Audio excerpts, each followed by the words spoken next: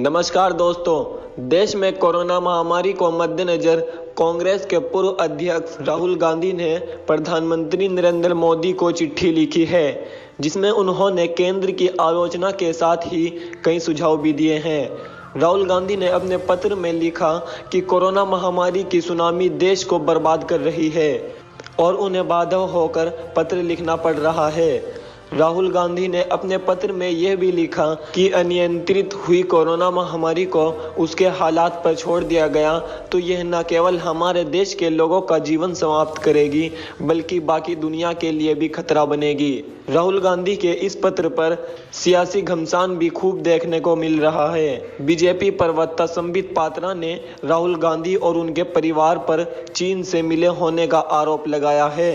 जी news के debate show ताल ठोक के पर बोलते हुए संबित पात्रा ने कहा कि चीन हर देश में कुछ बड़े राजनेताओं को अपने कब्जे में लेकर विश्व में एक नैरेटिव सेट करता है।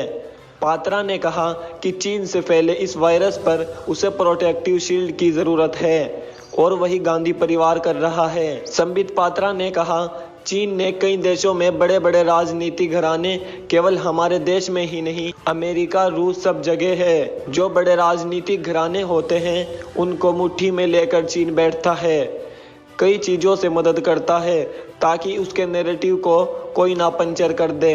आज चीन को प्रोटेक्टिव शील्ड की जरूरत है कि कोई ना कहे कोरोना वायरस चीन से आया है। और देखिए किस प्रकार हमारे देश में विपक्ष का जो नेता कह रहा है कि भविष्य में विश्व के संकट का कारण इंडिया बनेगा। संबित पात्रा ने आगे कहा, मुझे लगता है कहीं ना कहीं भारत के विपक्ष का नेता ही यह बात कह देगा तो चीन को किसी की जरूरत नहीं पड़ेगी। उनके इस बात पर शो के एंकर अमन गुप्ता ने कहा, मैं आपसे पूछना चाहता हूं संबित, मुझे नहीं भरोसा होता कि कोई भारतीय भारत की सुपारी क्यों लेगा, उसका तो नुकसान होगा ना। अगर पूरी दुनिया में भारत का कद घटेगा तो ऐसा नहीं कि राहुल गांधी का कद बढ़ जाएगा।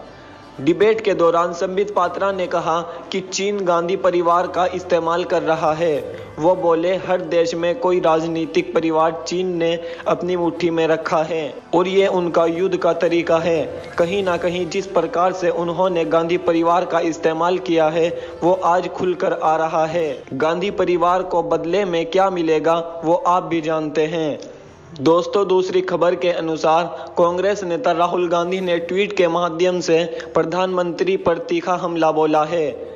उन्होंने ट्वीट कर कहा, जनता के प्राण जाए पर पीएम की टैक्स वसूली ना जाए। इसके साथ उन्होंने जीएसटी भी लिखा है, यानी उन्होंने सीधे सीधे केंद्र सरकार पर कोरोना वायरस वैक्सीन पर राज्य सरकारों से वसूले जा रहे जीएसटी का विरोध किया है। इससे पहले कई सरकारों ने कोरोना वायरस वैक्सीन पर लगने वाली जीएसटी का विरोध किया था। मालूम हो कि राज्य सरकारों से कोरोना वायरस वैक्सीन पर 5% का जीएसटी वसूला जा रहा है।